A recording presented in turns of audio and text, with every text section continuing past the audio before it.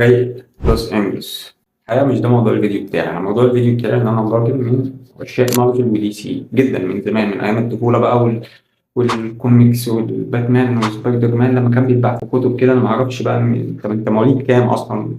المهم أنا من عشاقهم جدا، ودي حاجة أنا أصلا بسببها عملت المحتوى اللي أنا بعمله بقالي سنة ونص وما بجيبش حاجة ده. انتوا ناس منتنه، انتوا ناس معفنه. برضه ده مش موضوع الفيديو. ايه موضوع الفيديو؟ انا كنت بتفرج على فيلم من 10 ايام كده اسمه كيري وان. الفيلم ده احداثه بتدور ان في شخص واللي هو البطل شغال في مطار وبيواجه صعوبة مع عصابة عايزة تهرب قنبلة في طيارة، وبتدور الأحداث على كده إلى أن ينقذهم راجل كان كل شوية الكاميرا مان أو المخرج يجيب عليه شوت ويمشي شوت ويمشي لحد ما بيلعب على فضول المشاهد. مين الشخص ده؟ أيوه، إن الشخص ده ملون أو من الملونين أو من العجلات. معرفش، هي دي حاجة بقت عادي أوي، كل ما تيجي تتكلم فيها أو تنتقدها يقول لك حرية. لا يا اسطى، هي مش حرية ولا حاجة.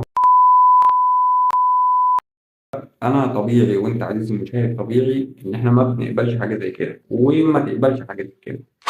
والحاجة التانية الأهم، اتفرج للمتعة. يعني إيه الفيلم اللي أنت هتتفرج عليه وتلاقي فيه حاجة زي كده؟